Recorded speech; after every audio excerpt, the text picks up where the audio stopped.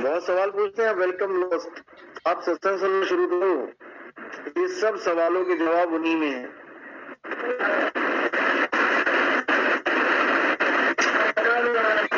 लेकिन फिर भी ये जवाब किसको दिया जाएगा?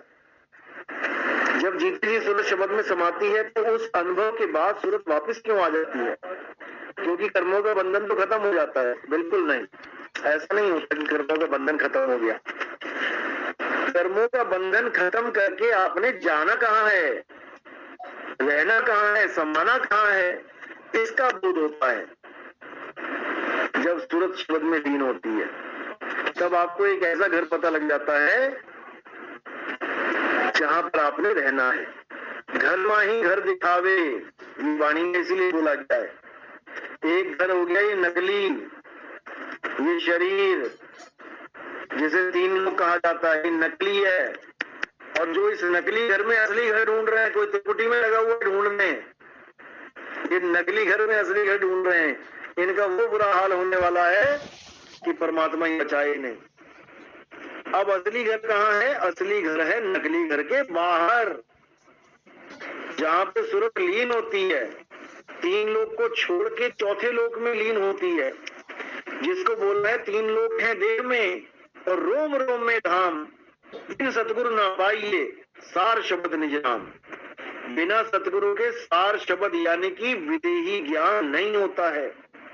देह में ढूंढोगे तो देही ज्ञान है और आत्मा में ढूंढोगे तो विदेही ज्ञान है। जून में ढूंढोगे तो देही ज्ञान है, अजूनी में ढूंढोगे, अजूनी से अभंग, अजूनी यानी जूनों से रहित।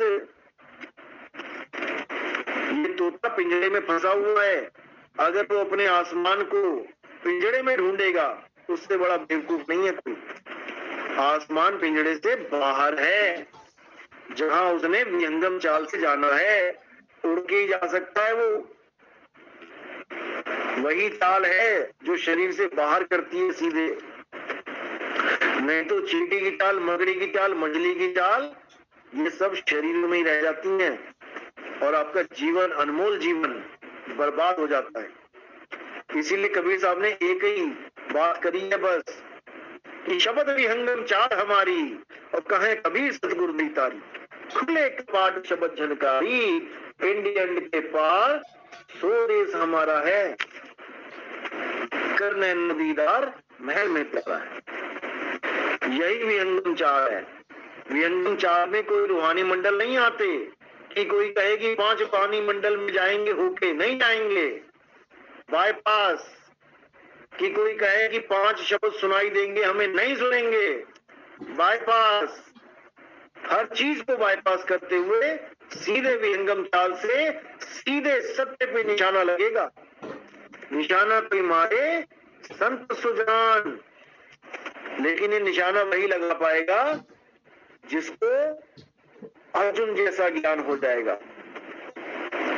जब अर्जुन को पूछा कि क्या दिखाई दे रहा है पेड़ पे, तो उसने कहा कि चिड़िया की आंख दिख रही है मुझे, तो और तो कुछ दिख ही नहीं रहा, कोई कुछ नहीं दिखाई दे रहा। यानी कोई रूहानी मंडल नहीं दिखना चाहिए, कोई 5 शब्द नहीं सुनने चाहिए, कोई रंग बिरंगे, कोई कुछ नहीं दिखना चाहिए, सीधा परमात्मा के चरणों में।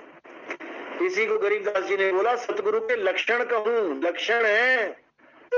जैसे लक्षण बताए गए थे तुम्हें और तुम लक्षण देख रहे थे, जो लक्षण बताए गए नहीं नहीं नहीं ये तो मुझे नहीं हो रहा है, तो कितने खुश थे, शुक्र है बीमार हूं लेकिन कोरोना के लक्षणों से दूर हूं, वरना आधी जान तो ऐसी निकल जाती। तो इसी प्रकार सतगुरु जो आपने कर लिया है, सतगुरु तो नहीं बोलूंगा, जो भी गुरु आपने कर लिया है उसके लक्षण बताए जा रहे हैं। सतगुरु के लक्षण कहूं अचल विहंगम चाल।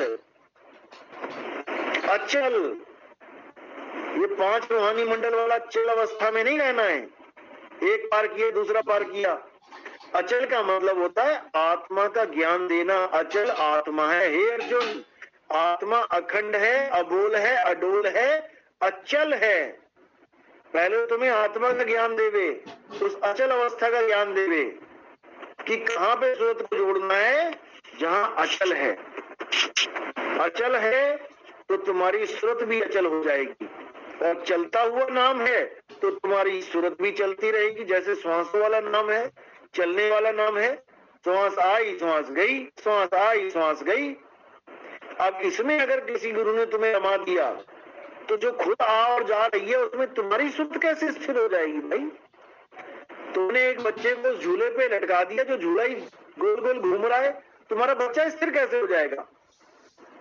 क्योंकि तुम्हें अचल का पता ही नहीं है। उस झूले की जो कील है, किल्ली, जैसे घड़ी की तीनों सुइयां चल रही हैं, लेकिन घड़ी की जो तीनों सुइयां जहां जुड़ी हैं, जिस कील में, वो कील नहीं चल रही है, वो अचल है।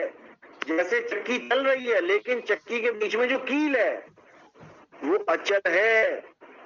उस चक्की की कील से जुड़ जाना है, जिसको बोला गया है काल चक्र चक्की चले बहुत दिवस और रात, और निर्गुण सरगुण दो पाट ले थामे जीव के साथ।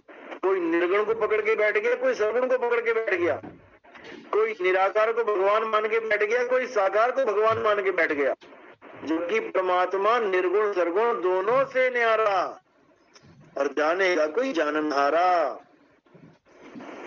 नहीं समझ में आता है, इसलिए चक्की में नहीं पिसना है, निर्गुण और सरगुण की चक्की में नहीं पिसना है, किल्ली के संग जुड़ जाना है। जो किल्ली संग लाग रहा बाल न बाका होए, उस कील से जुड़ो भाई।